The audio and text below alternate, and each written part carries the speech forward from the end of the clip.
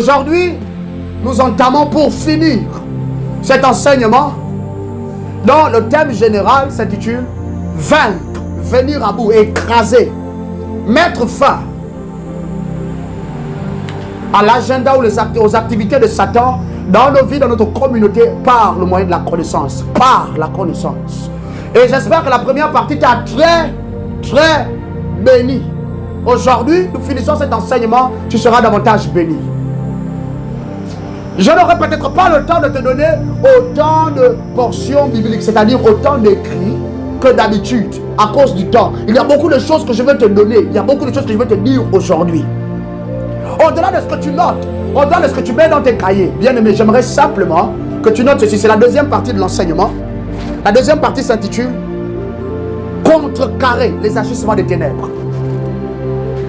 Tu n'auras plus peur de lui. Dire que quand Satan vient le jour, la nuit, désormais, cet enseignement est tellement pratique. Ça va davantage ouvrir tes yeux et ça va te donner d'être positionné. Je t'avais dit qu'il y a deux choses que j'avais demandé au Saint-Esprit de faire, n'est-ce pas?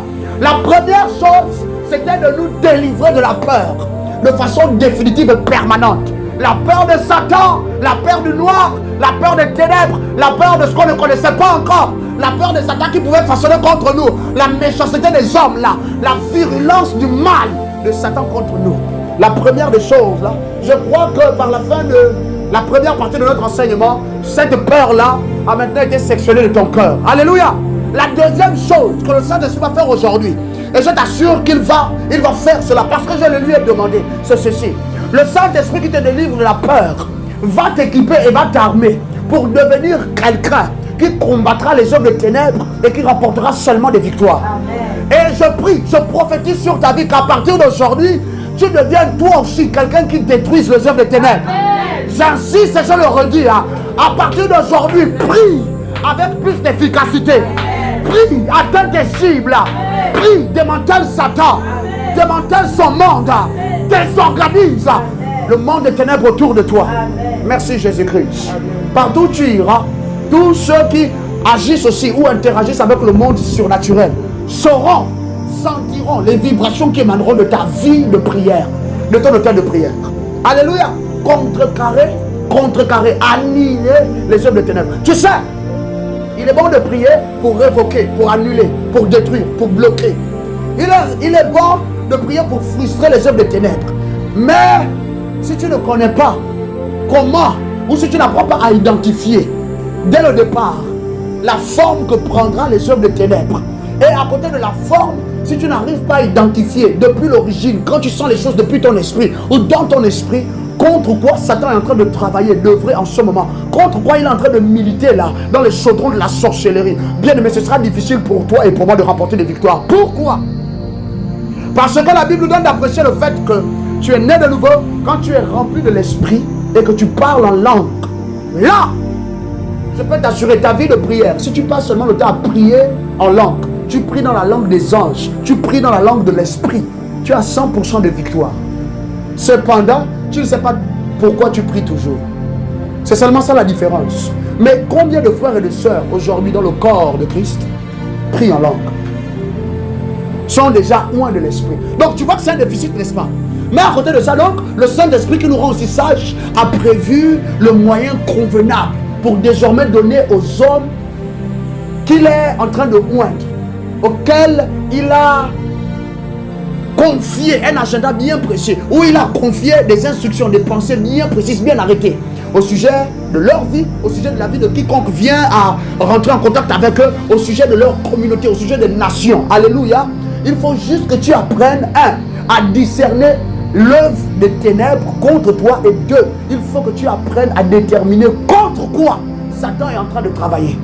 Satan est en train de prévoir une attaque. Alléluia. Moi, ça m'a excité. Quand le Saint-Esprit partageait ses pensées avec moi, ça m'a excité. Alléluia. Car, ça te plaît ce que tu es en train d'écouter? Je t'assure, ça bénit. Là, on te regarde, là, tu es un jeune homme. Tu sembles être comme tous les autres. Mais quand tu vas à la place de la prière, il y a des choses bien particulières avec toi. Il y a des choses qui sont engendrées par ta prière. Et je disais que tout ceci vient comme un corps de vérité qui va t'équiper. Parce que c'est aussi pour ça que Dieu a oint ses serviteurs. Équiper son peuple. Équiper copieusement son peuple. L'heure de revenir, le prophète va te poser les mains, l'apôtre va prier pour toi, on va te porter en prière, nuit et jour, encore et encore, c'est fini, bien-aimé, c'est fini. Merci Jésus. Contrecarrer les œuvres des ténèbres. C'est la pensée qui nous guide cet après-midi. Matthieu chapitre 13, 24 à 25, tu avais déjà noté, suis simplement. Nous lisons d'abord en anglais. Aujourd'hui, nous commençons notre voyage par un petit cours d'anglais, une petite session d'anglais. Que cela te fasse aussi du bien. C'est bon de parler d'autres langues. Notre Père parle toutes les langues. Merci papa. Jesus gave them another parable. La Bible dit que Jésus leur donna une autre parabole. To consider, à considérer. Saying, the kingdom of heaven is like a man who sowed good seed in his field. Le royaume des cieux ou le royaume céleste est semblable à un homme qui a ensemencé une bonne semence dans son champ. Verset 25. But while his men were sleeping, mais pendant que ceux qui travaillaient pour cet homme-là qui avait ensemencé une bonne semence dans son champ, dit la Bible amplifiée, étaient endormis, his enemy came and sowed weeds. Son ennemi vint, l'ennemi de cet homme-là qui avait planté dans son champ la bonne semence, le bon grain. Et le bon grain ici, c'est le blé. Alléluia. L'ennemi de cet homme est venu par le temps de la nuit. En réalité, la nuit doit venir. C'est même bon aussi que la nuit vienne. Parce qu'à partir de ce moment, on peut prendre un peu de repos. Mais Satan, qui ne s'arrête pas, avec sa bande en copain, en train de travailler encore et encore, il avait particulièrement choisi le temps de la nuit pour venir semer l'ivraie. Merci Saint-Esprit. Resembling wheat. Amplifié ajoute que l'ivraie ressemblait au blé. Là, c'est la partie souvent la plus délicate. Je comprends bien pourquoi dans d'autres versions, la Bible nous dit clairement que lorsque les serviteurs de cet homme lui avaient demandé, Maître, est-ce qu'on doit maintenant arracher l'ivraie qui a été ensemencée au milieu du blé? Il leur avait dit non, ce serait délicat. On risque de perdre aussi le blé. Alléluia. En réalité, amplifier maintenant déploie davantage la révélation. C'est parce que dès l'origine, dès le départ, l'ivraie ressemble au blé. Alléluia. Toute chose, toute personne dans ta vie qui ressemble à quelque chose de convenable, qui ressemble à quelque chose de bon, qui ressemble à quelque chose qui est bon pour toi, mais qui est en train de te combattre, de te faire du mal, qui est planté dans ta vie comme support pour Satan, qui te retarde, qui ensemence la maladie dans ta vie, dans la vie de tes enfants, au sein de ta maison, qui te retarde dans ton travail, toutes ces choses que l'on n'arrive pas à distinguer avec l'œil humain, même que notre pratique de la spiritualité ne nous donne toujours pas de dissocier de nos vies par la vertu de l'Esprit de Dieu, hein, que cette chose qui ressemble à ce qui est bon et parfait, qui ressemble à ce qui est beau et digne, soit séparée de ta vie, hein, séparée de toi, séparée de ta vie, hein, au nom souverain de Jésus. Merci Jésus, merci Saint-Esprit. Et l'Esprit nous donne de finir la lecture par ces mots, among the weeds and went away. Après avoir ensemencé, il s'est simplement retiré discrètement pendant que l'homme dormait. La nuit est aussi synonyme de ténèbres. Et pendant qu'il fait nuit sur la terre, sur la surface du globe terrestre, les ténèbres œuvrent. Que tu aies prié, barricadé ta maison, que tu aies oint ta maison, les œuvres des ténèbres ne seront toutefois pas empêchées d'œuvrer. Pas dans ta maison, mais les hommes des ténèbres œuvreront encore. Alléluia. À dire donc que puisque moi j'ai déjà prié pour ma maison, mes bien-aimés, j'ai prié pour ceux qui me tiennent à cœur, ceux que j'aime là, j'ai prié pour ma nation. Maintenant, il faut que je fasse encore un autre type de prière qui va démystifier, alléluia, le programme de Satan qu'il a prévu d'accomplir là-bas dehors au loin. Regarde toutes les nouvelles qui nous parviennent souvent le matin. Gling, c'est une alerte. C'est une notification sur ton téléphone. Quand tu regardes comme ça, c'est souvent peut-être Gabon News. Ou bien c'est Gabon Media Time, je crois que c'est comme ça. Ou bien c'est encore un autre journal là, un autre presse-papier hebdomadaire qui te dit que voilà, il y a eu tel accident, il y a eu telle perte, il y a eu telle mort, il y a eu enlèvement ici, enlèvement là-bas. Alléluia. À partir du moment où tu viens à être exposé à ces vérités qui vont maintenant être exposées, qui vont être partagées, bien aimé, ce sera différent. Désormais, tu seras bien prié pour toi-même ou pour ta société. Alléluia. Merci Jésus. Avant de continuer, laisse-moi établir ces faits. Je veux partager ces faits. Prête seulement attention. Tu n'as pas besoin de noter. Prête attention. En ces temps de la fin, les fils de Dieu doivent vivre en parfaite collaboration avec lui et doivent se laisser gouverner par une mentalité proactive en face des ténèbres. Je reprends. En ces temps de la fin, toi et moi, pour survivre, pour rester en vie, pour continuer d'opérer comme Dieu veut, il faut qu'on aille vivre encore en parfaite, meilleure collaboration avec notre Père. Ah! Si tu ne vis pas en étroite collaboration avec lui, bien aimé, tu seras désavantagé à tous les niveaux de la vie. Je te dis déjà. Pourquoi? Parce que les gens sur la terre là, qui disent qu'ils sont neutres, et ils ne sont ni dans le monde des ténèbres, et puis ils ne croient pas aussi en Jésus. Bien aimé, les gens là, c'est des poulets. C'est des moutons pour Satan. C'est de la chair à pâté. C'est comme des fourmis. Au-delà des fourmis maniants qui mordent, tu écrases seulement, elles meurent. Elles vont se plaindre chez qui? C'est comme ça que ces personnes-là sont. Cependant, pour ceux qui sont enfants de Dieu, on doit vivre en meilleure collaboration avec lui. Alléluia. 2, on doit laisser une mentalité proactive gouverner nos vies. Une mentalité proactive. Oh, que j'aime l'expression. Proactive. Proactive mentality. C'est comme ça qu'on dit en anglais. Alléluia. Et je prie que mes enfants ici deviennent excellents aussi en anglais. Oh, tu ne fais pas la grâce là. Je reprends ma prière. Si tu ne veux pas, c'est pas grave. Quelqu'un dans le quartier va recevoir la grâce là. Que quiconque m'écoute reçoive la grâce d'être rendu excellent dans la pratique de l'anglais. Au nom souverain de Jésus, hein, et même dans d'autres langues. Merci Père. J'avais besoin de libérer cela. Oh, je me sens tellement bien. Je me sens tellement bien. Une mentalité proactive. C'est une mentalité qui responsabilise le croyant. Et cette mentalité-là te donne de vivre dans l'anticipation. Alléluia. Proactivité égale anticipation. Tu es en train de prévoir ce qui peut se faire depuis le monde des ténèbres. Il faut que cette mentalité nous gouverne désormais. Pas juste à petit niveau, médiocre niveau. Non. Désormais, ça doit devenir quelque chose qui nous habite, qui nous conduit, qui nous gouverne. Alléluia. Qui nous influence, qui nous impacte. Encore et encore, cette mentalité-là. C'est la mentalité d'un homme, d'une femme qui est là assis, hein, qui est en train de faire tout ce que le surnaturel demande pour devenir comme une antenne très sensible à détecter toutes les ondes, qu'elles soient divines, qu'elles soient maléfiques.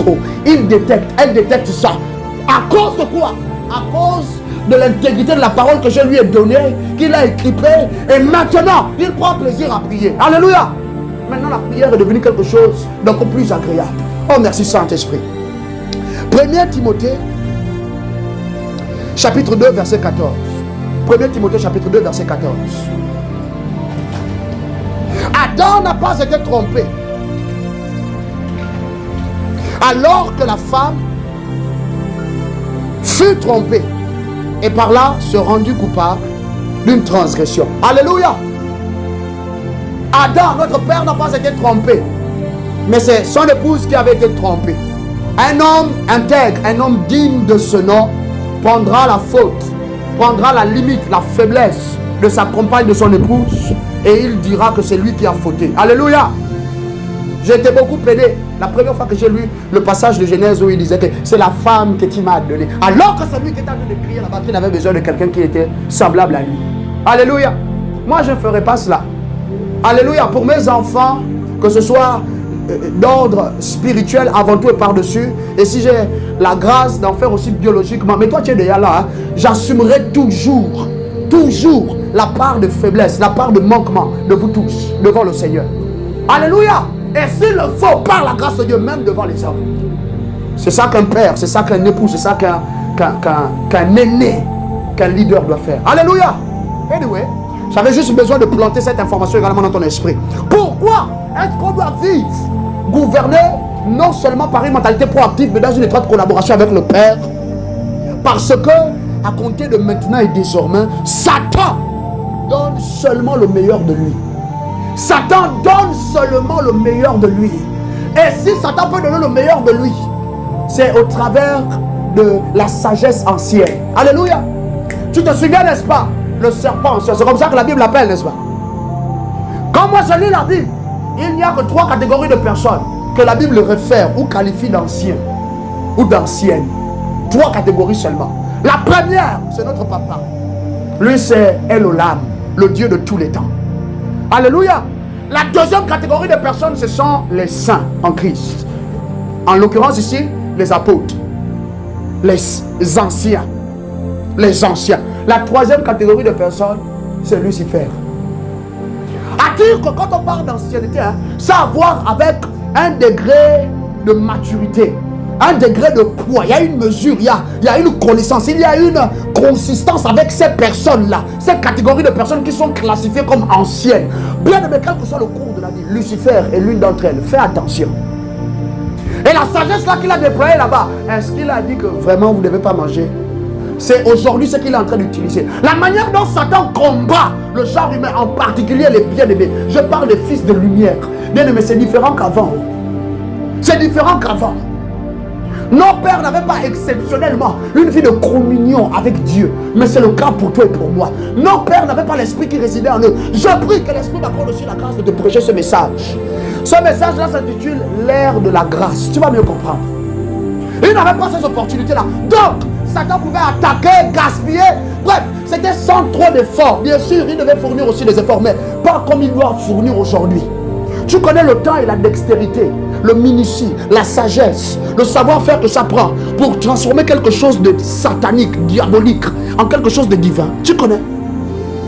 Tu connais le type d'intelligentsia que tu dois combiner, mettre ensemble pour donner à quelque chose qui est mauvais, absolument mauvais, une apparence de divin. Dire que c'est dans le but de séduire les élus, n'est-ce pas? Jésus a dit.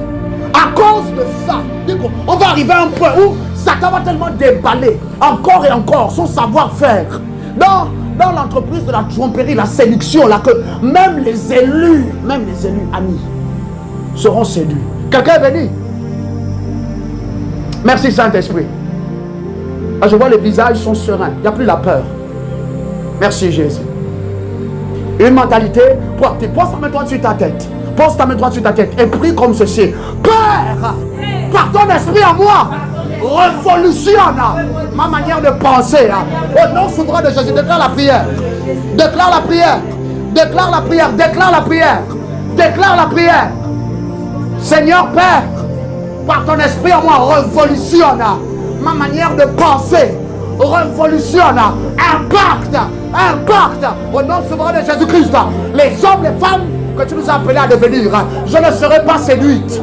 Je ne serai pas séduite en tant que personne, plus encore en tant que femme. Je ne serai pas séduite. Merci papa.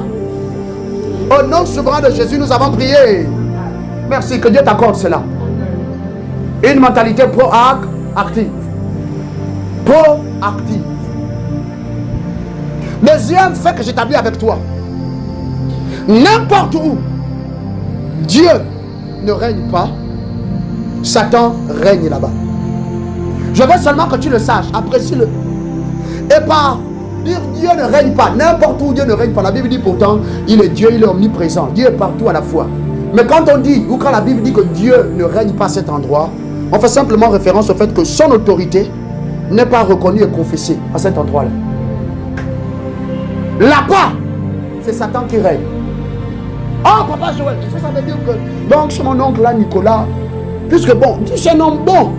Vraiment, le papa là, c'est vraiment... Lui, c'est plus qu'un oncle pour nous. C'est un père. De toute façon, il nous a vraiment gardés. Il nous a accueillis chez lui. On a fait les études, toutes là, et tout. Mais seulement, j'ai remarqué que chez lui, il ne prie pas. Mais il n'est pas aussi dans les choses des noirs. Satan règne là-bas. Je suis désolé de te le dire. Peut-être je suis en train de faire du mal à quelqu'un, attrister quelqu'un. C'est la vérité, la pure vérité. N'importe quel lieu sur la terre où l'autorité, où la seigneurie de notre Père n'est pas reconnue et confessée, c'est Satan qui règne là-bas. C'est Satan qui règne là-bas. Oh non, mais là-bas c'est bien, il y a toujours une ambiance belle et tout. Vraiment, qu'on va voir nos soeurs. Bien aimées, j'insiste et je répète, sois sage à partir d'aujourd'hui. Sache que là-bas, Satan règne. C'est seulement une question de temps. Une question de temps. Mais je prie que pour tout lieu où tu es rentré, tout lieu où tu seras amené à rentrer, où Dieu ne régnait pas et où Dieu ne règne pas encore, alors que tu iras, tu retourneras là-bas, ou alors que tu rentreras à ce nouvel endroit, que la gloire du Père impacte ce lieu, s'impose dans ce lieu, au nom souverain de Jésus-Christ. Merci Père. L'Esprit ajoute en disant ceci. Partout où Christ est confessé comme Seigneur, Satan déploiera toujours n'importe quelle chose ou toute chose, soit pour voler cet endroit-là ou pour le détruire. Soit pour voler cet endroit-là ou pour le détruire. Si il y a des endroits où Dieu ne règne pas, c'est un fait, il règne là-bas de facto. Mais il ne se contente pas que de ça. Maintenant, quand il y a des endroits comme ça ici, chez ma bien-aimée, ma fille Patricia, là, où on est réunis par la grâce du Seigneur cet après-midi pour écouter la parole qui nous parvient, pour délivrer, pour sauver, restaurer, transformer des vies, Satan va avoir envie de quitter là où il est là-bas, là-bas, au moment là, pour venir ici. À croire que tu peux donner à Satan 99 brebis, toi tu gardes une seule. La une seule là, on dirait que c'est plus goûteux que toutes les 99 autres réunies. Quelqu'un me comprend? Et donc, Satan va déployer tout ce qu'il a en stock. Tout. Soit pour gaspiller l'endroit là, gaspiller la personne là, gaspiller la chose là, ou il va la voler. La ravir pour l'employer pour lui-même ou pour la mettre à son service. Au nom souverain de Jésus, alors que tu confesses Christ, je prie que Christ en toi ne te permettra pas de partir dans le monde. Avant que tu ne dises Amen, maintenant je prie davantage que ta conscience de Christ, chaque jour alors que tu pries, alors que tu médites les Écritures, alors que tu t'exposes à lui, te donnera de rester ancré en lui, affermi en lui, et Satan ne te ravira pas. Merci Jésus-Christ. Merci Jésus. Jean chapitre 10 verset 10 nous le déclare. Or le voleur ne vient que pour faire trois choses en particulier. Il vient bien évidemment pour voler, il vient pour égorger, ensuite il vient pour détruire. C'est ça que Satan fait. Donc désormais aujourd'hui là, partout où tu pars, consacre le lieu, confesse la Seigneurie de Jésus là-bas. J'aime beaucoup cette expression en anglais et je passe le temps souvent à le dire. Je passe le temps à le dire. Je passe le temps à le dire. Alléluia. Merci Jésus-Christ. Jesus is Lord. En anglais, Jésus est Seigneur. Jésus est Seigneur. Et là j'ajoute souvent de ma vie. Jésus est Seigneur de ma maison. Jésus est Seigneur de mes études. Jésus est Seigneur de mes projets. C'est comme ça. C'est une simple, faible prière, semble-t-il, mais elle est tellement profonde et puissante dans le surnaturel. C'est en train d'impacter ta vie au point où ton appartenance à Christ est formée un peu plus. Un peu plus. Alléluia. Et là, tu es de plus en plus marqué par le surnaturel divin. Et quand on te regarde là, les ténèbres tout de suite t'identifient. Ils ne veulent rien avoir avec toi. Mais d'un autre côté, on ne peut pas juste te toucher n'importe comment. Et on ne peut pas te faire du mal. Alléluia. Prends bien conscience de cela. Actes des apôtres. La Bible nous parle comment est-ce que les apôtres ont été tout le temps soumis à des menaces. Encore et encore. Épouvantés. Encore et encore. La Bible nous parle même de la mort d'un des premiers apôtres. Étienne. Alléluia.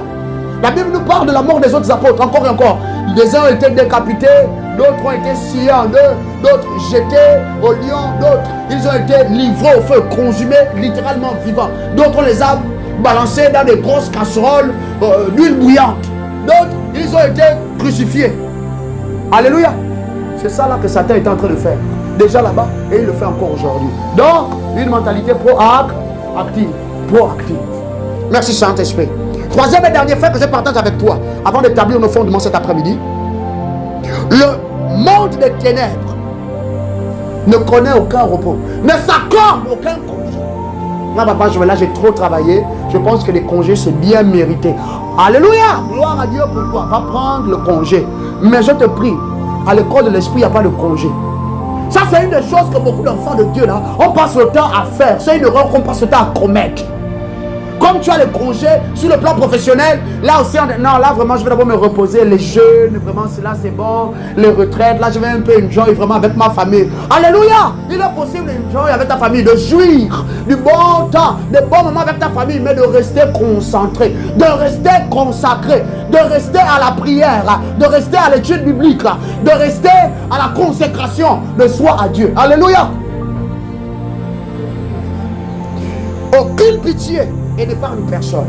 Le monde des ténèbres ne connaît aucun repos, aucune pitié et n'épargne personne. L'Esprit ajoute en disant, la seule arme qui doit être utilisée, la seule arme contre les ténèbres est Christ. La seule arme. Et Et je prends ce temps pour parler à quelqu'un qui a donné sa vie à Jésus maintenant, qui pense qu'il peut se payer le luxe, s'offrir le luxe de rétrograder, de retourner en arrière. Je parle à quelqu'un qui m'écoute et qui a conscience du fait que l'éternité, oui, l'influence de plus en plus alors que le temps passe. Je parle à quelqu'un qui n'a pas encore Jésus.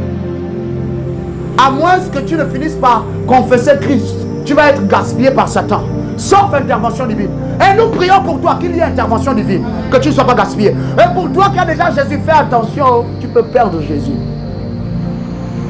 Le monde des ténèbres ne s'arrête pas, car tu m'écoutes là. Les jeunes gens là, je vous vois là souvent, vous êtes debout avec vos jolis jeans, vos jolis skinny, vos jolis baskets et tout. Vous êtes toujours sur la place, vous voulez montrer vos nouvelles chemises, le nouveau déodorant ou la nouvelle eau de toilette. C'est ça vous les jeunes gens, hommes comme femmes. Je vous en prie, précieux enfants, je vous en prie, écoutez-moi. Il y a quelqu'un là-bas dehors qui ne s'arrête pas. Le pire avec lui, c'est qu'il travaille comme ça, il n'a aucun salaire. Mais il travaille 24 sur 24, 7 jours sur 7. Ça, c'est une des choses que nous, les enfants de Dieu, normalement, on doit apprendre de Satan. C'est une très bonne chose. Satan est motivé à tous égards. Il est persévérant par-dessus tout. Et pour couronner le tout, Satan est pugnace. Il est teigneux. C'est même là où on le chasse, c'est là-bas qu'il part encore. Ça, c'est des choses que les enfants de Dieu doivent apprendre. Mais nous, rien. Le monde des ténèbres, on veut seulement chasser, on veut gaspiller, on veut mettre le feu. C'est vrai, c'est bien. Mais tu ne peux pas tout jeter à la poubelle. Je me souviens, je ne sais pas j'avais quel âge, c'est une amie à l'école primaire qui disait ça souvent. Mais on ne jette pas tout à la poubelle, voyons. Tu ne peux pas tout jeter à la poubelle. C'est pas parce que tu dois combattre les ténèbres que seulement tu vas te mettre là. Oui, on prend quoi pour combattre les ténèbres? Et puis tu te mets pour attirer, envoyer le feu. Non, bien aimé. D'abord, on s'assoit, on apprend. Les ténèbres sont composées de quoi? Sont constituées de quoi? Comment est-ce que les ténèbres sont organisées? Comment est-ce que les ténèbres fonctionnent? Alléluia. Merci Jésus-Christ. Merci Seigneur. Épargne-nous Christ. Épargne-nous Seigneur. Seul en Christ, nous avons la sûreté, nous avons le salut, nous avons la délivrance. Nous serons gardés, préservés. La Bible déclare dans le livre de Proverbes, au chapitre 18, verset 10, la Bible dit que le nom de l'Éternel est une tour forte. Et j'aime comment Amplifié le dit. Amplifié ajoute, the righteous runs to it. Le juste court à lui ou à l'Éternel et est en sécurité. Et la dernière partie d'Amplifié, he is set on high, far above evil. Proverbe 18, verset 10. Il est établi au-dessus, très loin haut, au-dessus du mal. Alléluia. J'aime comment Amplifié s'exprime. Le nom de l'Éternel est une tour forte. Jésus-Christ est la seule arme capable de détruire les ténèbres. Pas les scarifications. On va boire un peu l'eau, là, on a fait dans les bouteilles, on a mis le bois dedans, on a mis les écorces des racines. Oh non, ça va traiter le kyste, ça va traiter le myome. Je ne sais pas moi, ça va nous garder des attaques. On va faire les scarifications aux chevilles. Comment on fait ça même, les choses là? On va faire, je ne sais pas quelle partie du corps on fait les scarifications. Non, c'est les protections, non, c'est les blindages. C'est faux. Contre les ténèbres, c'est seul Jésus-Christ. Alléluia. Contre les ténèbres, c'est seul Jésus-Christ. Ce n'est pas boire ce que les gens appellent l'eau bénite, encore et encore, te doucher dans l'eau bénite, partir te faire baptiser tous les 6 mois, encore et encore, dans l'eau bénite, comme ils disent là. Ça n'est pas boire l'onction même, qui va te protéger. C'est Christ, être en Christ, dedans, littéralement. Alléluia. Merci Saint-Esprit. Bâtissons le premier fondement de cette deuxième partie de l'enseignement. Comment détecter les œuvres des ténèbres? Apprendre à détecter les œuvres des ténèbres. Une petite expérience que je te partage. C'était fou. J'étais dernièrement à un endroit et je suis venu à être en interaction avec des musulmans. Alléluia. Ceux qui parlent arabe là. Et donc eux ils parlaient en arabe. Je suis arrivé vers eux. Moi, quand je marche souvent dans la rue, dans la ville, je parle en langue. C'est un réflexe désormais. Je fais ça fait déjà beaucoup d'années. Donc, c'est devenu une manière seulement de faire les choses. Et quand moi, je suis arrivé, donc, j'étais en train de parler en langue.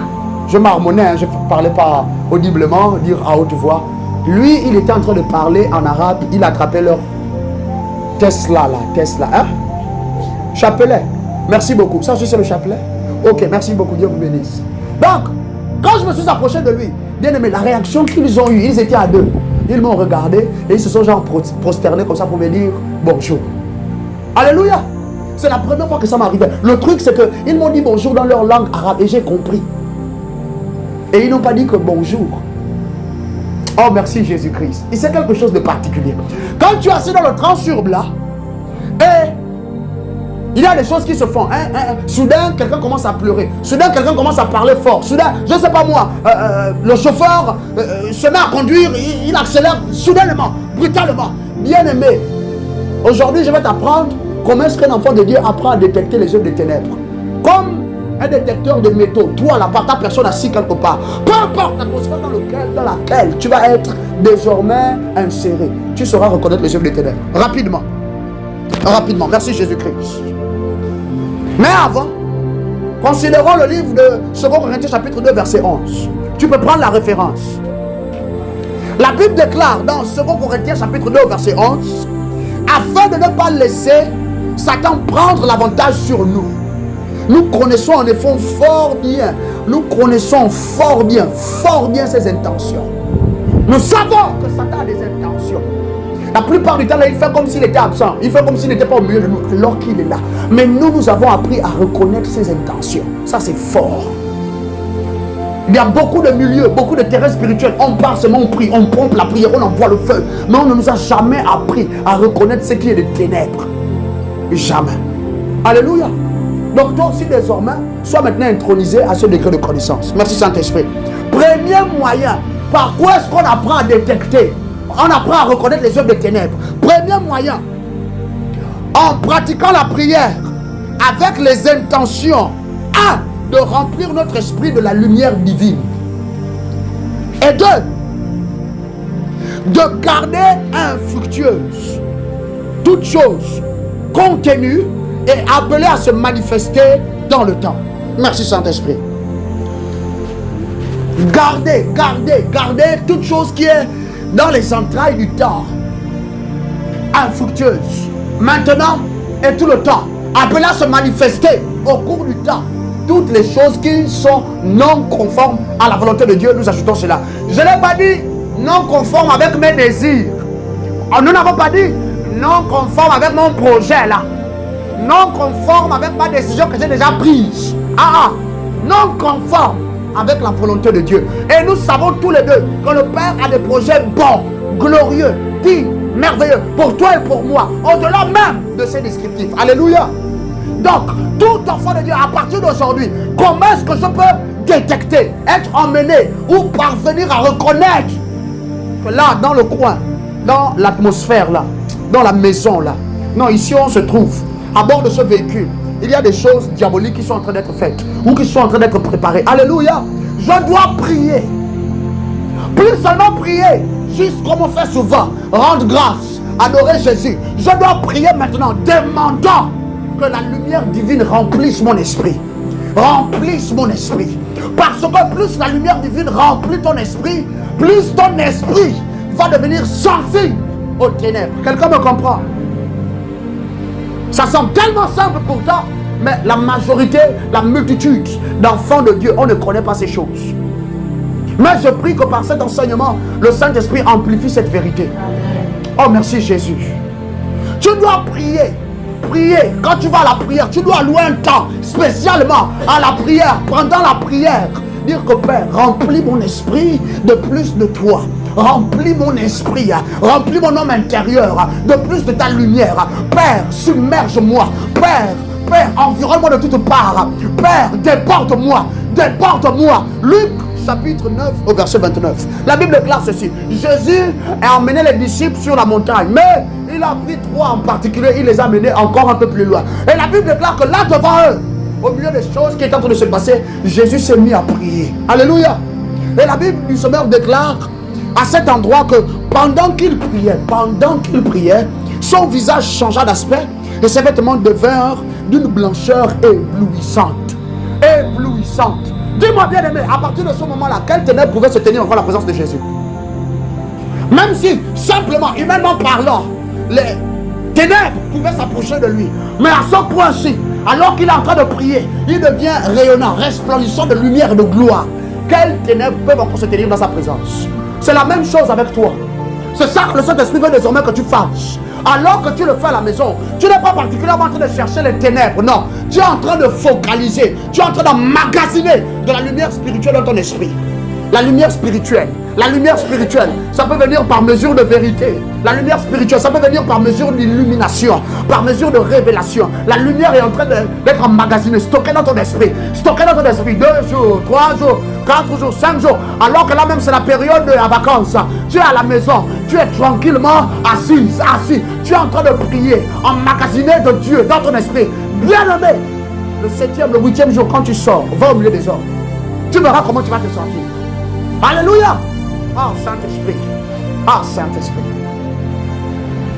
Au-delà de ça, je dois prier aussi avec l'intention de garder les entrailles du temps non fertiles. Non fertiles. Quant à tout ce qui est anti-volonté de Dieu contre moi, contre ma maison, contre ma nation. Et là, on est en train de prier des hommes de ténèbres, ou on est en train de prier contre des hommes de ténèbres. Autant pour moi, voudrais-je dire, ici on n'est pas en train de spécifier les hommes de ténèbres contre notre vie seulement. On est en train de les spécifier de façon générale. Alléluia. Généralement parlant. Merci papa. C'est ainsi que la Bible s'exprime. Osée chapitre 9 verset 14. Donne-leur, Éternel. Le prophète est en train de prier, il est en train de déclarer. Suspension, silence. Puis l'esprit continue. Que leur donneras-tu? Donne-leur un ventre qui avorte et des seins desséchés. Toute chose qui a déjà été conçue dans les entrailles du temps, toute chose qui a été programmée dans le mois d'août contre toi, contre ta maison, contre cette nation, que ces choses soient avortées. Que ces choses soient avortées au nom souverain de Jésus. Et à partir de là, des événements que tu t'attendais à vivre, des choses que tu espérais vivre, expérimenter avec des amis, avec la famille, je ne sais pas, au travail, à l'école, les rendez-vous que tu avais déjà pris. Quand tu pries de la sorte, tu vas remarquer qu'il y a des choses que tu avais déjà tellement bien ficelées, tellement bien programmées. Mais plus le temps passe, plus ces choses-là ne se manifestent pas, plus ces choses-là ne se passent toujours pas. Alléluia. À côté de Satan qui bloque. Si tu pries avec ça, entendement, et si tu pries dans cette intention, cette perspective, bien aimé, je peux t'assurer, tu comprendras que cela est certainement sujet de l'œuvre des ténèbres. Alléluia. Quelqu'un avec moi? J'espère que nous sommes bénis. Donne-leur, Éternel, donne-leur un ventre ou des entrailles qui avortent. Et la Bible ajoute même en d'autres versions, et un sein, autant pour moi, qui ne pourra pas allaiter, un sein desséché, une mamelle desséchée. Alléluia. Je prie pour toi et je prie pour moi. Ah, Saint-Esprit. Les choses qui ont été programmées depuis le début de cette année et qui attendent la fin de l'année pour se manifester contre toi, au nom souverain de Jésus, elles ne s'accompliront jamais.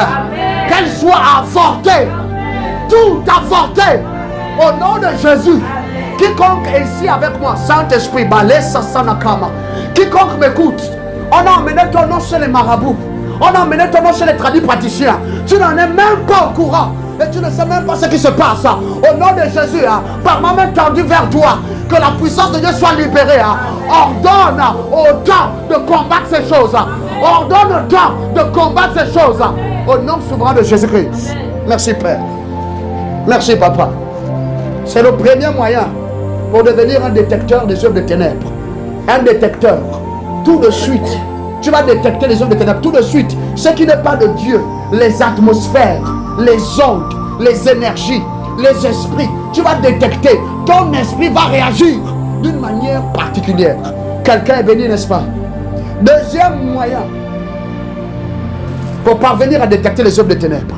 Deuxième moyen, c'est en affûtant, d'autres peuvent écrire en aiguisant nos organes de discernement spirituel. Merci Papa. 1er Thessaloniciens, chapitre 5, au verset 19. En affûtant nos organes de discernement spirituel. Je préfère te le dire comme ceci. Humainement parlant, nous avons 5 sens, n'est-ce pas? Mais il n'en est pas ainsi dans le spirituel. Il y a bien plus de sens dans ton homme esprit, dans le vrai toi. Humainement parlant, on peut sentir avec la peau, on peut sentir au toucher, on peut sentir avec l'odorat, n'est-ce pas?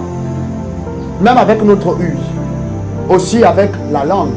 Par sentir, j'entends dire à la fois les goûts, mais aussi les sons, les vibrations, pour reconnaître quelque chose, n'est-ce pas? Sur le plan spirituel, c'est bien plus que cela. Et je pense que j'avais donné un enseignement ici au sujet du discernement. le discernement spirituel. C'est une des choses qui manque aux frères et aux sœurs de l'assemblée. Pourquoi? Parce qu'il y a des fausses convictions au sujet du discernement spirituel, comme quoi ce serait tout un ministère à part entière. C'est faux, c'est pas biblique. Deuxièmement, on croit par exemple que le discernement spirituel vient seulement quand on a reçu la grâce des 5 ministères à la fois. Donc on est un apôtre. Non, c'est faux. D'autres encore, on croit que le discernement spirituel, ça a à voir avec, comment je veux dire, la chance ou la magie. Non, c'est un équipement, un des équipements que Dieu a positionné en toi. Maintenant, c'est à toi d'en prendre conscience, de l'activer pour opérer au travers aussi de l'autruchement du discernement spirituel. Alléluia. Bien-aimé, tu dois travailler à affûter ton discernement spirituel. Tu dois travailler à affûter. Et nous avons défini le discernement spirituel comme étant la capacité, alléluia, de percevoir dans le monde spirituel, directement dans le monde spirituel. À partir de là, on peut voir ce qui est bon et ce qui ne l'est pas pour tirer avantage de la vie par rapport à ce que nous avons vu. Ça, c'est le discernement spirituel. Et en tant qu'enfant de Dieu, il faut qu'on fasse grandir le discernement spirituel. 1er Thessaloniciens 5, 19, 22. La Bible française courante déclare ceci. Ne faites pas obstacle à l'action du Saint-Esprit. Et beaucoup d'entre nous, malheureusement, c'est ce qu'on a fait, qu'on continue de faire et qu'on continuera de faire. Mais au nom souverain de Jésus, comprenons qu'il faut maintenant qu'on exerce nos organes de discernement. Ne méprisez pas les messages inspirés. C'est l'esprit qui est conduit ou qui donne des messages inspirés. D'autres versions disent ne méprisez pas les prophéties.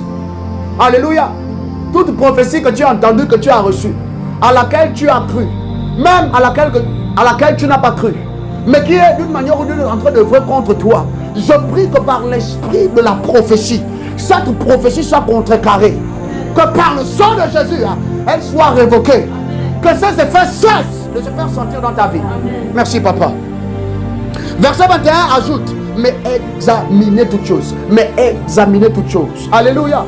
Dis-moi un peu, pendant que tu es ici à la maison, comment tu fais pour savoir ce qui se passe ailleurs? Comment tu fais pour savoir ce qui se passe dans la maison de ton voisin? Comment tu fais pour savoir ou pour venir à connaître les choses qui sont programmées pour demain ou après-demain? Comment tu le fais? Dis avec moi le discernement spirituel. Le discernement spirituel donne aux enfants de Dieu de mener leur vie juste comme, je vais prêter le mot là, comme des insensés. Toutefois, nous on n'est pas insensés, on n'est pas fous. Ou même si on était fous, on n'est pas fous de la folie du monde. On est fous de la folie de Dieu. Oh mais non, mais toi aussi, tout est déjà bien, tout est fin prêt. Viens seulement. Non. Je vais encore un peu tarder dans le lieu secret. Alléluia. Non, toi c'est là tu abuses maintenant, tu exagères. Ça c'est que Jésus qui prie, Jésus comme ça. Tout est déjà prêt. Mais là ce sont nos amis, ils sont là tous. D'autres reviennent de très loin, tu sais, c'est pour te voir, c'est ton anniversaire, sors déjà. Non. Je te le dis, je te prie. Attends-moi encore, mon frère ou ma soeur. Tout le monde ne comprendra pas toujours.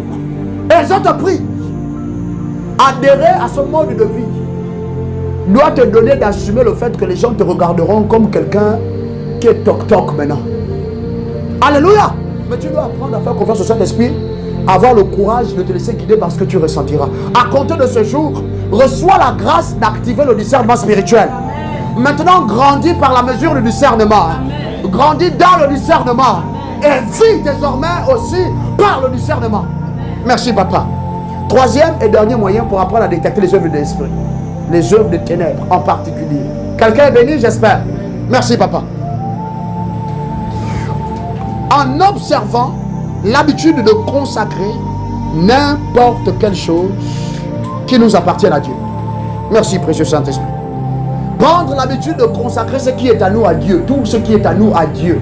Tout c'est tout. Tout, absolument tout. Sauf que la majorité d'entre nous, et sinon la quasi-majorité, ce n'est pas une habitude qui est la nôtre.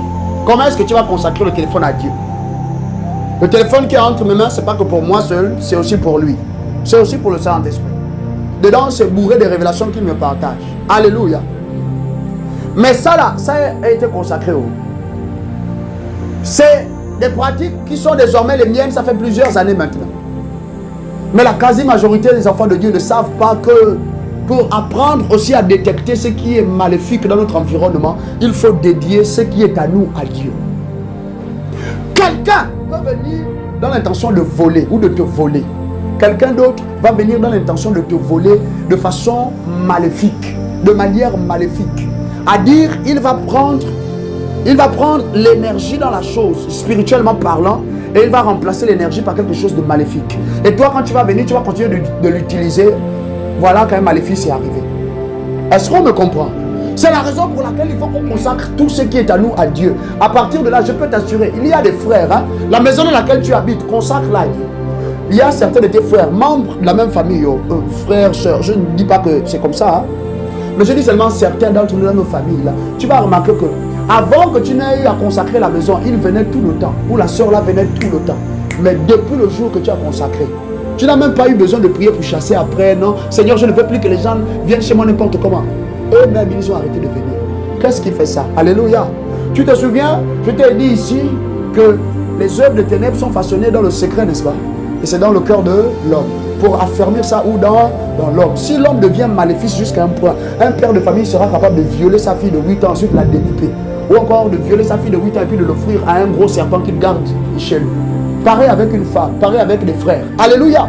C'est ça. Et une fois qu'un homme, une femme est affermie maintenant dans le mal, maintenant elle peut pratiquer le mal dans la vie. Quelqu'un comprend le principe, n'est-ce pas? C'est la même chose avec les hommes qui nous environnent. Pratiquons l'habitude de consacrer ce qui nous appartient à Dieu. Tout. Tout. Et moi, ce que je fais même, en plus de consacrer, je oins. Je oins mon téléphone.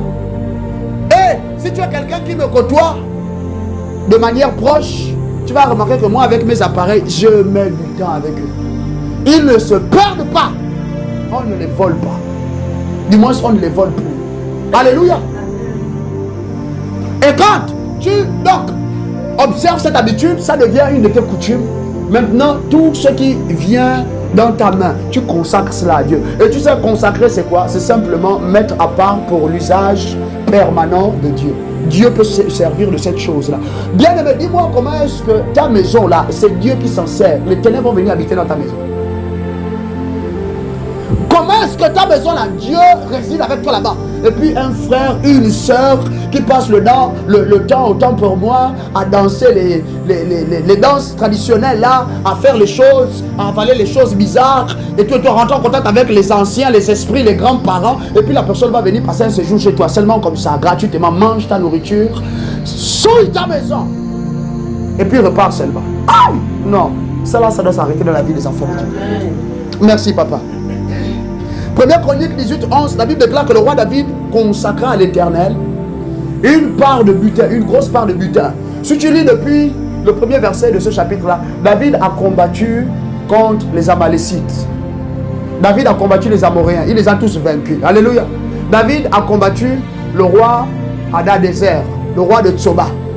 David l'a vaincu. Il lui a pris, je crois, 1000 cavaliers et 1000 de ses chars.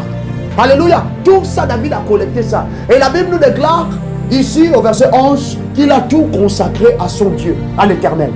Alléluia. Si tu prends l'habitude de te consacrer, de consacrer ce qui est à toi, de consacrer les moindres des choses qui viennent au contact de tes mains, bien aimées, les ténèbres, tu vas apprendre à mieux les reconnaître. Tu vas grandir aussi en sagesse pour savoir que la femme là venait souvent me demander ceci, cela chez moi. Mais depuis que j'ai consacré le fer à repasser là, je remarque qu'elle a arrêté. Alléluia. Pareil avec toutes autres choses dans nos vies. On est béni. Merci Saint-Esprit. J'avais besoin d'établir ces fondements très rapidement. En cours, je suis navré, mais c'était pour arriver à ce fondement-ci. Et ce fondement-ci s'intitule discerner les actions des ténèbres pour les démanteler. Tout à fait. Le deuxième fondement, discerner les œuvres des ténèbres pour les démanteler. C'est une des choses qui est très difficile. Arrêter de façon avérée, de façon excellente, de manière adéquate, Satan, les agissements des ténèbres. Mais à partir d'aujourd'hui, ce ne sera plus le cas dans ta vie. Alors, il faut que tu comprennes qu'il y a une manière et il y a des indications, il y a des preuves, il y a des orientations, il y a un type de manifestation qui nous donne de déceler par le truchement du discernement spirituel, par le truchement de la lumière de Dieu qui emmagasine nos esprits, même par le truchement de la consécration de nous-mêmes et de tout ce qui nous appartient, les hommes de ténèbres. Cependant, reconnaître à quel point est-ce que, conformément à la première partie de notre enseignement, les 6 raisons pour lesquelles Satan nous attaque, à quel moment est-ce que je sais ou j'apprends que Satan est en train d'attaquer mon âme? Là, précisément, au milieu des épreuves, Satan est en train d'attaquer, oui. Je vois qu'il y a des enfants, il y a le travail, mais c'est quoi que Satan attaque vraiment? Parce que Satan est maître dans l'art de détourner l'attention. Il est en train de dévorer ta maison, mais il est en train de te donner en même temps l'impression que tu as attaqué sur le plan professionnel. Alléluia! Cela doit cesser, cela doit s'arrêter à partir d'aujourd'hui et désormais dans ta vie. Merci papa. Cependant, avant, lisons Ésaïe chapitre 54, verset 16 à 17. Ça, c'est un de mes prophètes. C'est un homme qui a parlé avec onction. C'est un homme qui a parlé avec autorité et audace. C'est moi, le verset 16 du chapitre 54. Remarque-le, qui crée le forgeron, l'homme qui active le feu et qui produit toutes sortes d'armes. Mais c'est moi aussi qui crée l'homme chargé de les détruire. Aïe, suis-je en train de prophétiser sur la vie de quelqu'un? Je prie que le Dieu qui a fait pareil homme se révèle et se manifeste dans ta vie. Au nom de Jésus-Christ. Merci Père. La Bible ajoute, toute arme forgée pour te nuire ne te fera aucun mal. Je prophétise sur ta vie. Tout ce qui a été arrêté pour te détruire, finalement ne te détruira pas. Toute chose qui avait été arrangée méticuleusement, soigneusement et qui était capable avant, jusqu'à hier, jusqu'à très tôt ce matin, qui était capable de te détruire, ne te détruira plus. Merci Saint-Esprit. Merci Papa. Quiconque t'accusera au tribunal, tu le feras condamner. À partir d'aujourd'hui, parle pour condamner quiconque doit être condamné. Voilà la part que je réserve à ceux qui sont mes serviteurs. Voilà les droits que je leur garantis, déclare le Seigneur. Que cela devienne ton partage à partir d'aujourd'hui. Merci Seigneur. Nous allons courir très rapidement à cause du temps. Tu méditeras sur cela chez toi. Et je prie que désormais, tu orientes tes prières conformément à ces quelques indications que tu reçois par rapport à tous ces domaines de ta vie, tous les pans de la vie. Et je prie aussi que le Saint-Esprit va te donner la grâce de grandir dans la révélation. À dire, tu ne seras pas limité à ce que je suis en train de te donner ici. J'ai résumé cela, mais tu vas te retrouver. Alors, quand reconnaître que Satan est en train d'attaquer mon âme, mais seulement numéro 1, attaque contre mon âme. Attaque contre mon âme.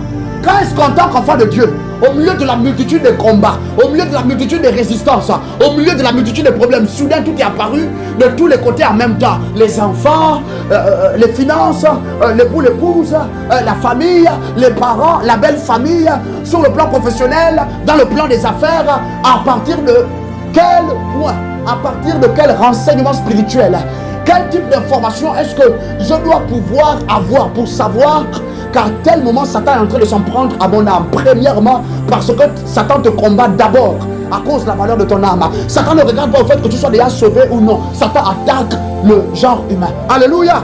Psaume 55 verset 2 à 6. Écoutons d'abord ce que la parole dit. Oh Dieu, prête l'oreille à ma prière et ne te dérobe pas à mes supplications. Verset 3. Écoute-moi et réponds-moi. J'erre ça et là dans mon chagrin et je m'agite. Ça a à voir avec l'âme. Il y a quelque chose dans mon âme, quelque chose dans mon âme, quelque chose dans mon esprit, papa. Prête attention à mes supplications. Donne oreille à ma prière. Parce que j'erre à cause du chagrin que je suis en train de transporter. Il y a quelque chose que Satan fait à mon âme, est en train de me faire directement. Je ne vois pas, mais je peux sentir que c'est au-dedans de moi que le mal est en train d'être semé. Alléluia. À cause de la voix de l'ennemi et de l'oppression du méchant, car il m'accable de mots. Ils me poursuivent avec colère. Verset 5. Mon cœur tremble au fond de moi. Mon cœur tremble. C'est clair qu'il y a quelque chose à voir avec moi, ma partie intérieure. Et les terreurs de la mort fondent sur moi. La peur et l'épouvante m'assaillent et la terreur m'envahit. Au nom souverain de Jésus, sois délivré de la peur. Sois délivré de la terreur, de l'épouvante. Sois délivré une fois et une fois pour toutes. Au nom souverain de Jésus. Alors, rapidement, comment reconnaître que là Satan est en train d'attaquer mon âme? Premier point. Lorsque soudainement un fort désir de dormir vient sur moi. Lorsqu'un fort désir de dormir vient sur moi. Je vais t'expliquer. Note et rassure-toi. Alors, lorsque, dans le processus de la vie, on se retrouve à avoir envie de dormir, soudainement, on a envie de dormir encore et encore. Cependant, quand on prend le temps de la sieste, on dort. La sieste là ne vient pas à bout de la fatigue qui nous anime. Quelqu'un comprend, n'est-ce pas? Je te prie maintenant, prête attention. Je suis juste en train de te donner maintenant des pistes spirituellement parlant qui te permettront de savoir à quel moment est-ce que Satan est en train de s'en prendre à ton âme. Là, il t'attaque, il y a le feu à la cuisine, mais en réalité, ce n'est pas la cuisine, c'est dans ton âme, c'est en toi que Satan est en train d'œuvrer. Alléluia. Je suis en train de sentir de la fatigue, je suis las. Je suis las. Et sur le plan spirituel, je veux que tu saches que tu vas sentir cela comme la fatigue. 2, tu vas être bombardé par la confusion. Et 3, tu vas perdre la volonté de continuer. En tant qu'enfant de Dieu, quand tu arrives à ce point-là où tu es fatigué dans ton âme, tu es confus au sujet d'une affaire, au sujet d'une autre. Et aussi, tu es en train de perdre graduellement l'envie de continuer. Ah, finalement, Jésus là. Ah, c'est compliqué. Hein? Mais moi, je me dis même qu'il aurait peut-être été plus simple de repartir dans les pratiques d'avant. Alléluia.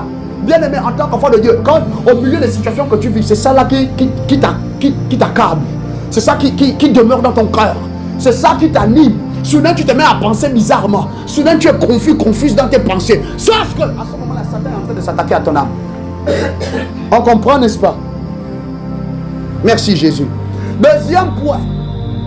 Comment savoir, comment identifier que cette attaque est dirigée, ciblée contre mon âme? C'est lorsque je me retrouve dans l'inhabilité ou l'incapacité d'expérimenter la joie ou le bonheur qui ont été pourvus ou qui sont pourvus, alimentés en moi par le Saint-Esprit. Le Saint-Esprit vit en toi. Le Saint-Esprit demeure en toi. Dieu demeure en toi. Mais la joie et le bonheur que lui seul là alimente dans ton esprit, quand tu te retrouves dans l'incapacité de jouir de cela, d'en faire l'expérience, sache que les ténèbres sont en train de faire contre ton âme. C'est clair, n'est-ce pas? Ça ressemble à des choses données, mais ça n'est pas donné. Ça là, ça fait la différence dans la pratique de la croyance en Jésus-Christ. Quand un enfant de Dieu arrive au point où pourtant tu observes ton service raisonnable à Dieu, tu fais tout ce que la Bible recommande, autant que possible par sa grâce, mais malgré tout, dans ton fort intérieur, dans ton cœur, il n'y a pas la joie et tu n'es pas heureux ou heureuse. Sache qu'il y a une activité de ténèbres contre ton âme quelque part. Alléluia. Troisième et dernière preuve ou dernière indication au sujet des attaques ciblées contre ton âme directement, la perte d'intérêt pour et dans les choses que tu aimes faire. Merci papa. J'arrive à un point où je me rends compte que avant j'aimais adorer. Ou il y a quelques jours encore, je prenais plaisir à adorer Jésus encore et encore. Je ne m'arrêtais pas. Mais soudain, mon amour là pour l'adoration à Jésus s'évanouit. Est en train de se perdre. À ce moment-là, bien aimé, sache que si tu dois prier pour démanteler les œuvres des ténèbres, démantèle-les directement dans ton âme. Est-ce qu'on me comprend? Et par l'amour là, pour les choses, donc pour les choses de Dieu, j'aime les choses de Dieu, je me rends compte que je suis en train de perdre mon affection pour les choses de Dieu. Et je suis en train de perdre le désir que j'éprouve, le bon désir là, la satisfaction après, que cela me donne de vivre et d'expérimenter quand je pratique les choses de Dieu. Le Saint-Esprit dit, la passion pour les choses divines diminue soudainement. Quand tu te rends compte que ça diminue, hier ça a diminué, aujourd'hui je me rends compte que c'est pire qu'hier, certainement demain ça va être pire. À ce moment-là, ensuite, tu remarques qu'il y a des problèmes avec ton fils ou ta fille, ou avec un de tes frères, une de tes soeurs. Bien aimé, en réalité la dispute là, c'est seulement pour détourner ton attention. Le vrai combat est en train d'être attisé dans ton âme. Quelqu'un éclairé, n'est-ce pas? Très rapidement. Comment déceler? Deuxièmement, les attaques que les ténèbres sont en train de façonner contre ma destinée. Attaque contre ma destinée. En deux, note comme ça. Alors, considérons d'abord ce que les Saints Écrits disent. Matthieu 2, 1 à 2. Des attaques ciblées façonnées contre ma destinée. Jésus naquit à Bethléem en Judée, à l'époque où Hérode était roi. Français courant. Hein? Après sa naissance, des savants, d'autres versions de la Bible les appellent des mages, spécialistes des étoiles, vinrent d'Orient. Ils arrivèrent à Jérusalem et demandèrent: où est l'enfant qui vient de naître, le roi des Juifs? Nous avons vu son étoile apparaître en Orient et nous sommes venus l'adorer. L'étoile, l'apparition de ton étoile au firmament, l'annonce de ta gloire, l'annonce de ta destinée, la manifestation de ce quelque chose de précis, de particulier, alléluia, que Dieu t'a envoyé manifester sur la terre. Les mages avaient vu l'étoile de Jésus, donc ils avaient vu la destinée de Christ. Une destinée était sur le point, donc elle était rentrée dans ce monde et elle était maintenant sur le point de rentrer dans sa manifestation. Juste comme toi et moi, tout enfant de Dieu a une destinée. Et toi, ta destinée est glorieuse. Les sorciers voient, peuvent pressentir ta destinée. Ils peuvent, au travers de certaines choses qui émanent de toi, des choses que tu fais, ils peuvent décrire ta destinée, même s'ils ne la voient pas directement. Et à cause de ça, la destinée de beaucoup ont été piégés, ont été attrapés, ont été saisis, ont été conduits dans l'esclavage. Au nom de Jésus, toute destinée qui a été arrêtée et mise en cage, reçois la délivrance. Reçois la délivrance au nom souverain de Jésus. Alors, sur la base de cela, puisque toi aussi ta destinée maintenant désormais, elle brille et elle est vue. Comment savoir que Satan est en train de lancer des attaques contre ma destinée? Premièrement, la perte d'identité. La perte d'identité. Il y a la manifestation de ce désir, la perte de l'identité. Note. Que tu sois né de nouveau ou non, il faut que tu saches que par perte d'identité, ça a simplement à voir avec le fait de ne pas connaître la raison de notre existence. La raison pour laquelle nous sommes arrivés en existence sur la terre. Quand tu es quelqu'un qui est foudroyé par de telles pensées, tu te remets toujours en cause. Mais pourquoi j'existe même? Et à partir de là, puisque tu as perdu ton identité, la connaissance de la véritable raison de ton apparition sur la terre, ta manifestation dans telle famille plutôt qu'une autre, dans tel coin du globe plutôt que dans un autre coin du globe. Alléluia. Ça a à voir avec l'ordre de la destinée. La destinée. À partir de là, les gens mènent leur vie comme ils veulent. Les gens font comme ils veulent. Les gens sont même en train de faire des choses qu'ils n'étaient pas appelés à faire. Si seulement ils savaient ce qu'ils étaient. Ce pourquoi ils étaient arrivés en manifestation sur la terre. Alléluia. Merci Jésus-Christ. Je sais, il n'y a plus le temps. Je suis seulement en train de courir. Je vais lister toutes ces choses. Tu vas aller, prends seulement, note-les. Tu vas aller à la maison. Tu vas t'asseoir. Relis point par point. Et à partir de là, désormais, je suis certain que tu ne te laisseras plus piéger par Satan. Et que même le monde éternel n'aura plus jamais avantage sur toi. Deuxième indicatif, que Satan est en train d'attaquer ma destinée. Après la perte d'identité, c'est expérimenter les échecs de façon répétée dans tous les aspects de la vie. Tu te rends compte qu'au fur et à mesure que tu te déploies, au fur et à mesure que tu avances un peu plus dans la vie, au fur et à mesure que tu es exposé à de nouveaux milieux, à de nouveaux territoires, tu es toujours en train de connaître l'échec.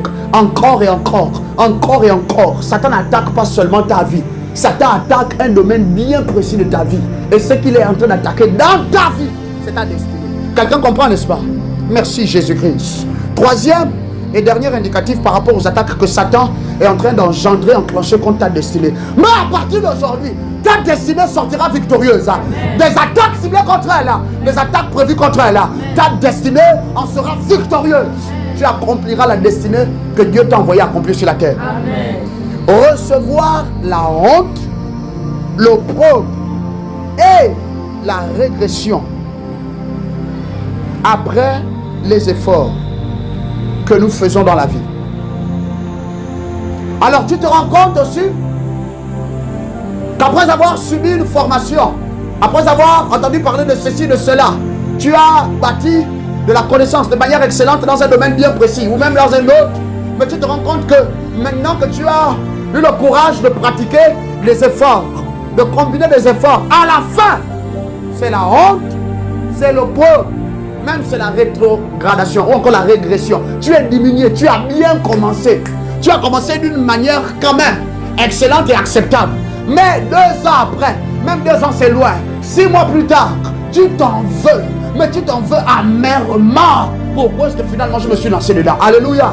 Sache qu'à ce moment-là, Satan est en train d'attaquer ta destinée. Il attaque seulement et seulement ta destinée. Alléluia. Merci Jésus-Christ. Merci Seigneur. Alors, tu vas noter Romains chapitre 8, verset 1er. Romains chapitre 8, verset 1er. Les attaques contre ma relation avec Christ. Comment savoir que Satan est en train de s'en prendre à ma relation avec Christ? Romains chapitre 8, au verset 1 déclare dans Parole de vie: maintenant, ceux qui sont unis à Christ, Jésus, ne peuvent plus être condamnés. Ceux qui sont unis au Christ ne peuvent plus être condamnés. La Bible déclare qu'il n'y a plus rien qui puisse encore condamner quelqu'un qui est uni à Christ.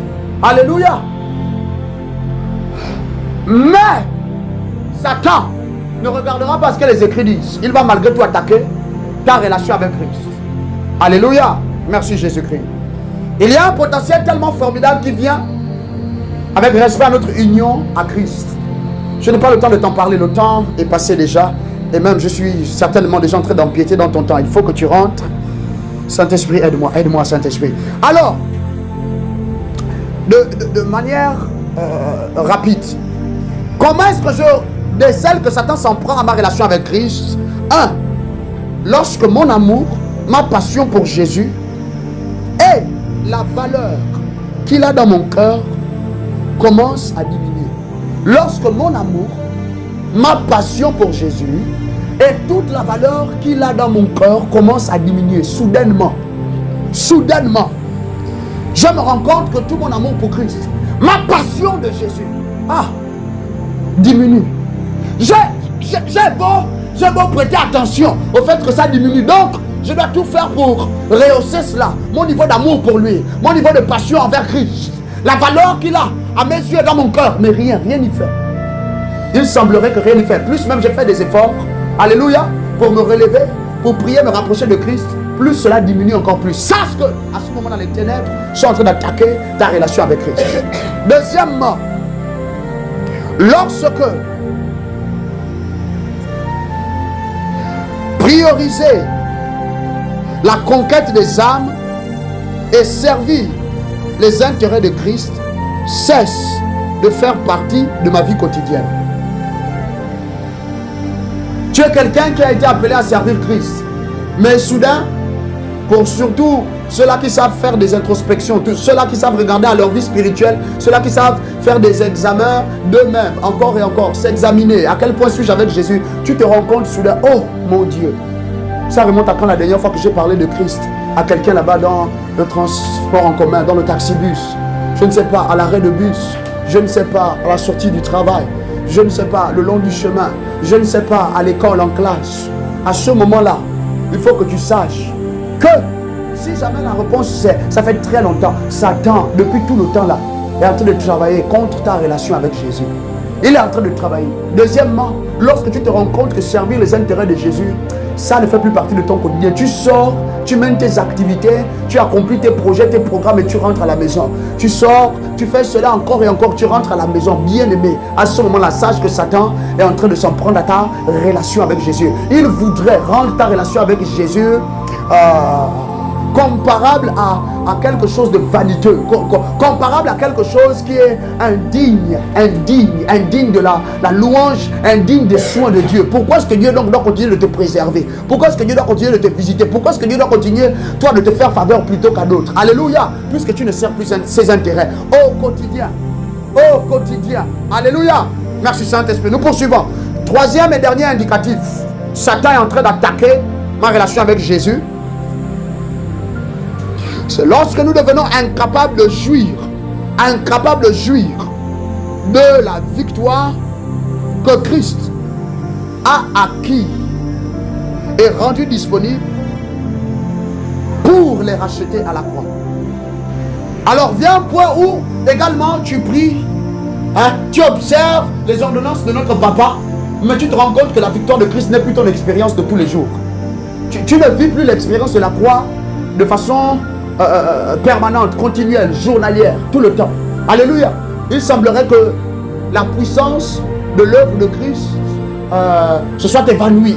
Il semblerait que les promesses du Père ne soient plus exactes. Il semblerait même que toute la puissance de notre Dieu à l'œuvre pour transformer, changer de vie, nous donner de jouir des choses nouvelles, n'œuvre plus. Alléluia. À ce moment-là, sache que lorsque la Bible dit que tu es guéri par ces meurtrissures, mais tu es alité et tu te rends compte que à beau prier, il n'y a pas de guérison qui arrive. À ce moment-là, sache directement que c'est ta relation avec Christ que ça t'est en train d'attaquer. Bien sûr, ça a des répercussions sur le plan de ta santé. Pas étonnant. Le Saint-Esprit te maintient en vie, non? Spirituellement parlant. C'est normal que si on attaque ta santé sur le plan spirituel, sur le plan physique aussi, ta santé va décroître, n'est-ce pas? Alléluia. Alors, quatrièmement, attaque contre ma manifestation. Nous avons parlé du fait que le croyant a été appelé à devenir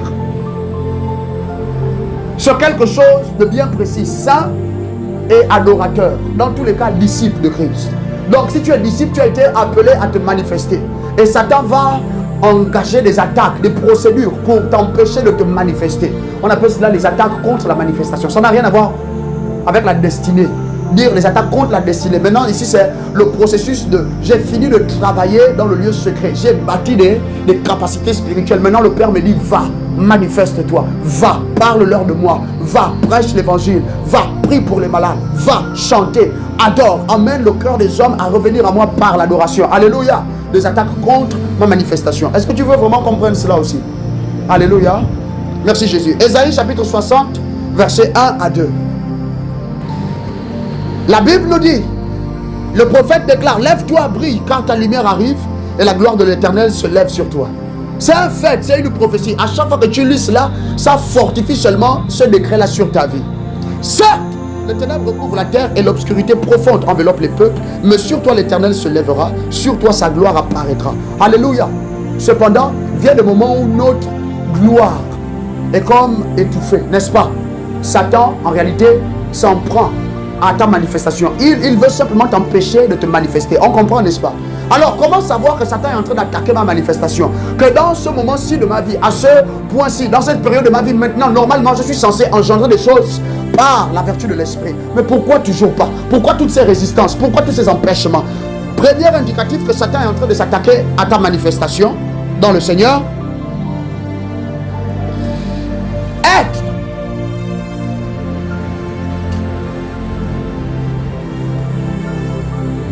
sous l'influence de la tendance à prêter plus attention à soi-même plutôt qu'à Dieu.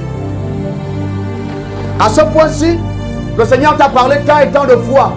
Lorsque tu le cherchais par des jeûnes, lorsque tu le cherchais par des supplications, lorsque tu le cherchais par des soupirs, lorsque tu le cherchais lisant la Bible, observant méticuleusement les saints écrits, les récits des hommes et des femmes d'autrefois qui ont marché avec Yahweh, qui ont accompli des choses pour lui et qui ont rendu gloire, qui ont donné gloire au Saint des Saints. Bien-aimé, tu arrives à un point où maintenant tu es sur le point d'être libéré. Va, manifeste la gloire de ton Père, manifeste le royaume. À ce moment-là, maintenant, tu prêtes attention à toi. Ah, tu prêtes attention à toi en tant qu'individu, autant petit que je suis, moi un faible homme, frêle femme. Je vais aller jusqu'où? Qu'est-ce que je pourrais faire? Alléluia, par moi-même. À ce moment-là, sache que Satan est en train d'attaquer ta manifestation. Il veut seulement t'empêcher de te manifester. À ce point-ci, tu as mûri à ça à la place de l'esprit. Maintenant, tu es devenu dangereux. Si tu sors là, parler de Jésus aux gens, deux vont accepter Christ. Et une fois que deux âmes sont converties, c'est une joie pleine et parfaite dans le ciel. Comprends qu'en contrepartie, c'est une très très grande perte pour le monde des ténèbres. Donc, Satan doit t'attaquer. Alléluia. Deuxièmement, je suis vraiment navré. Je ne peux pas t'expliquer ça avec plus de temps. Je suis vraiment, mais vraiment navré. Deuxième indicatif, dire que je me rends compte que Satan, depuis là, donc, il est en train d'attaquer ma manifestation. Il ne veut pas que je me lève. Il ne veut pas que je brille. Il ne veut pas que je parle. Il ne veut pas que j'agisse au compte du Seigneur. Mais Satan a menti. Maintenant, je suis en train de découvrir la vérité. Deuxième indicatif, être combattu par l'incrédulité et le découragement. Soudainement, je suis combattu intérieurement, extérieurement par l'incrédulité et le découragement. Au début, je croyais fermement, mais maintenant il y a cette tendance. Je ne crois plus vraiment. Je suis découragé, assailli, attrapé, combattu par le découragement de tous égards, de tous côtés. Être submergé, troisième et dernier indicatif, par La peur de l'inconnu. Est-ce que tu te rends compte que tout le temps là, au début c'était aussi d'abord des choses inconnues. Ça c'était totalement inconnu, c'était nouveau. Mais le Saint-Esprit a pris le temps de te les expliquer, pas après pas, point après point. Maintenant tu es arrivé à ce point-ci. Dieu est sur le point de te dire, va et manifeste-toi. Mais soudain tu considères maintenant plus l'inconnu. Tu te rends compte que mais, je vais faire comment? Faire comment pour avoir une salle? Faire comment pour que les hommes viennent écouter le message? Faire comment pour qu'on m'accorde un espace pour chanter? Il y a des chants que Dieu m'a donnés. Comment est-ce que cela se fera-t-il? Alléluia! Disait Mère Sarah. Saint-Esprit, aide-nous. Être submergé soudain. À ce moment-là, bien que le Saint-Esprit t'ait parlé avant, il t'a donné des instructions et des indicatifs clairs. Mais tu arrives à ce point-ci, tu es tétanisé. La peur te submerge à cause de l'inconnu. Maintenant, tu dois sortir. C'est plus juste prier au quartier. Prier entre ta maison et chez les voisins. Non, maintenant, c'est aller prier à la face du monde. Dire à la place publique. Prier pour des gens que tu ne connais pas, tu n'as jamais vu. Alléluia. La peur là que l'on ressent, la peur là qui reste là, qui semble s'agripper sur nous, c'est un indicatif que Satan est en train d'attaquer notre manifestation de le Seigneur. Au nom de Jésus, alors que tu reçois cela, gagne en audace et élève-toi au-dessus de cela. Au nom de Jésus-Christ. Cinquièmement, attaque contre Dieu. Oui, Satan aussi légifère des attaques contre Dieu. Satan ordonne, commande des attaques contre Dieu, contre notre Père Céleste. Contre notre Père Céleste. Toutefois, ça n'est pas comme il le fait contre les hommes, dire il va gaspiller Dieu. Non, il est juste en train de faire ce qu'on appelle saboter Dieu. Satan pense qu'on peut saboter Dieu, qu'on peut mettre des bâtons dans des roues. Alléluia, à la personne qu'est Dieu. Mais il s'est vite trompé. Il s'est vite trompé. Toutefois, indépendamment du fait qu'il sache que cela ne pourra le conduire nulle part, si ce n'est à sa perte, et à sa perte toujours plus, Satan continue de le faire. Il dirige et met des attaques contre notre Père Céleste. Alléluia. Tu pourras lire le livre de Genèse chapitre 3 verset 1 à 5. Genèse chapitre 3 verset 1 à 5. On n'a plus le temps de lire. Je veux simplement te donner les deux indicatifs qui te permettront, ou encore les deux preuves qui te permettront de savoir qu'à ce moment, Satan est en train de s'en prendre à mon Père. En réalité, il s'en prend concrètement à l'intégrité de Dieu. Alléluia. Merci Jésus. Voici, accuser Dieu auprès des hommes. Satan, quand il le fait, accuser Dieu auprès des hommes. Et quand il le fait, il est en train de s'en prendre à Dieu. De s'en prendre à l'intégrité de Dieu. Et tu vas te rendre compte qu'à ce moment-là, les hommes se mettent à blâmer Dieu. Oui, si Dieu est Dieu, mais pourquoi Dieu laisse tant de destruction se passer dans le monde? Vous avez déjà entendu pareille chose, je suis sûr. Ça fait le tour de la toile là, c'est partout sur les réseaux. Beaucoup d'hommes et de femmes se plaignent ça et là de par le monde. Comment est-ce que Dieu peut laisser de telles choses se passer? Comment est-ce que Dieu peut laisser des terroristes rentrer sur les territoires et exploser, détruire beaucoup d'hommes et de femmes? Satan est en train d'accuser Dieu auprès des hommes. Dieu n'est plus comme intègre. Dieu n'est plus comme souverain. Dieu semble être digne maintenant seulement de notre mépris. Alléluia. Du refus de lui. Dieu est en train de s'en prendre à... Satan est en train de s'en prendre à Dieu. Satan est en train de cibler des attaques contre Dieu. Je répète, ça n'est pas dire qu'il va gaspiller Dieu, détruire Dieu, arrêter Dieu. Il est simplement en train de remettre en cause l'intégrité de Dieu. Tout ce que Dieu incarne. La Bible déclare que cela est oui et amen. Merci notre Père. Quelqu'un est béni? Merci Jésus. Et dernièrement, Satan, encore bien sûr, perpétue la mort. Perpétue la mort. Il répand toujours plus la mort. Toujours plus la mort. Dieu est la vie. Dieu incarne la vie. Et Dieu n'a pas créé, formé, engendré les hommes pour qu'ils meurent. Mais quand tu vois Satan perpétrer la mort de par le monde, tuant les hommes encore et encore sans arrêt, Satan est en train de s'en prendre à Dieu. Comme je disais, il met en cause l'intégrité de Dieu. Alléluia. Tu es éclairé, n'est-ce pas? Désormais, tu sauras comment prier. Perpétrer la mort. Tu peux ajouter contre le genre humain. Simplement. Merci Papa. Merci Saint-Esprit. Dernièrement et très rapidement, nous allons finir avec ces quelques mots. Attaque contre l'agenda de Dieu. Les attaques contre l'agenda de Dieu. Alors, dernièrement, sixièmement, autant il y a 6 raisons pour lesquelles Satan nous attaque. La Bible nous l'a clairement fait savoir. Comment, sixièmement parlant, déceler des attaques contre l'agenda de Dieu. Et je te l'ai dit que l'homme est le commencement, le début de la manifestation de l'agenda de Dieu. Si ça commence par l'homme, l'homme est la pièce maîtresse qui donne à tout le reste. Continuons de marcher en collaboration avec Dieu. Alléluia, de trouver pleine manifestation. Tout le reste trouve pleine manifestation par sa collaboration avec Dieu. Alors, comment savoir? Matthieu chapitre 6, verset 33. Une des choses là-bas, tu le sais, que ton règne vienne. Que ton règne vienne. L'agenda du Père est constitué dans cette assertion. Que ton règne vienne. C'est tout. Tout ce que Dieu après a écrit là, tout ce que Dieu a mis de côté, de part et d'autre, que ton règne vienne. C'est constitué et c'est renfermé dedans. Je prie que le Saint-Esprit pousse la révélation et qu'un jour on ait un enseignement par rapport à cela. Alléluia. Merci Jésus-Christ. Toutefois, comment savoir que l'agenda du Père est attaqué par Satan? Premièrement, c'est en combattant le salut des âmes. Quand tu vois des hommes là, chaque jour un peu plus, blasphémer l'œuvre de Christ, la personne de Christ, plus loin même, la personne de l'Esprit, le Saint-Esprit, il faut que tu saches que Satan est en train de combattre l'agenda de Dieu. Là, il n'est pas juste en train de s'en prendre au royaume de Dieu, qu'il ne pourra jamais ébranler, jamais détruire, ni jamais arrêter, au nom souverain de Jésus-Christ. Mais au-delà même de ce que je suis en train de dire comme prière, c'est juste un fait.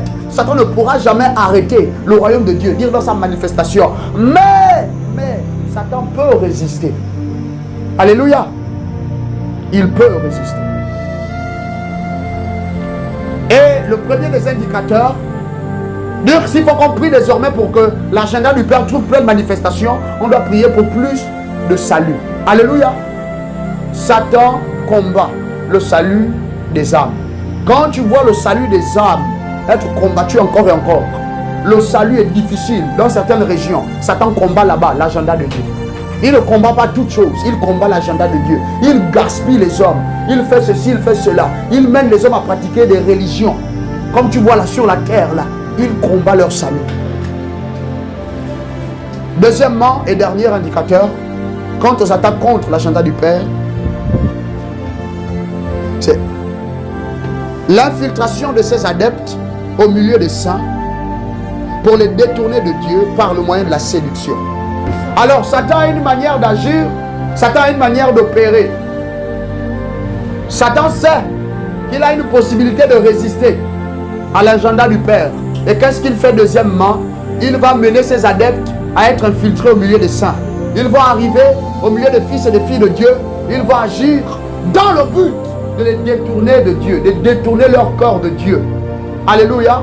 Par le moyen de la séduction. Par le moyen de la séduction, par le moyen de la tromperie, si tu peux faire un autre mot.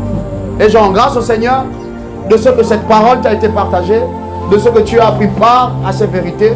Et je prie qu'entre maintenant et dans la suite de ta marche avec le Seigneur, que tu observes ces instructions, que tu mettes en pratique ces vérités et que ta victoire sur le monde des ténèbres devienne plus palpable, plus avérée, plus excellente, au nom souverain de Jésus. Merci papa, gloire à toi. Désormais considère à cela. Tu sais désormais, tu as appris comment on fait pour identifier, reconnaître les œuvres, les agissements des ténèbres. Maintenant tu sais, et tu as aussi appris ou tu as vu les méthodes. Tu as vu comment Satan s'y prend pour attaquer ton âme, pour attaquer ta destinée, pour attaquer ta relation avec Christ, pour attaquer ta manifestation dans le Seigneur, pour attaquer notre Père dans les cieux. Je répète encore, Satan n'attaque pas Dieu à dire qu'il puisse s'en prendre à lui comme il s'en prend au genre humain. Non, il remet seulement en cause l'intégrité divine, l'intégrité de notre Père. Et dernièrement, comment est-ce que Satan s'en prend à l'agenda du Père? Désormais, investis à la place de la prière toutes ces vérités et manifeste cette victoire que Christ a obtenue pour toi et pour moi à la croix. Au nom souverain de Jésus-Christ. Gloire à toi, Saint-Esprit. Élève ta voix avec moi. Rends grâce à Dieu simplement pour cet après-midi. Rends grâce à Dieu pour cette part de vérité qui t'est parvenue. Rends grâce au Père pour la légitimité de sa parole qui n'échouera pas. Elle n'échoue pas et elle n'échouera jamais. Au nom souverain de Jésus-Christ. Bénis le Seigneur de ce qu'il t'a équipé convenablement dans la continuité de ce mois. Bénis le Seigneur pour les choses qu'il va faire dans ta vie et au travers de ta vie en conséquence. Pour les victoires désormais que tu vas manifester et que tu vas engendrer dans ta sphère d'influence, dans ton environnement, dans ta maison, dans ton quartier, dans ta propre vie. Au nom souverain de Jésus-Christ et à tous les niveaux. Merci Père, merci Yahweh. Au nom souverain de Jésus, nous avons prié. Je prie que tout au long de cette semaine et tout au long de ce mois, Jésus-Christ qui est avec toi se révèle davantage à toi. Manifeste-le en conséquence. Je prie que tout au long de ce mois, tu vas courir et jamais tu ne te lasseras. Je prie que tout au long de ce mois, tu montes par l'Esprit et tu es affermi au nom souverain de Jésus-Christ. Tout au long de ce mois, ce que tu es en train de chercher dans l'Esprit prend place dans ta vie.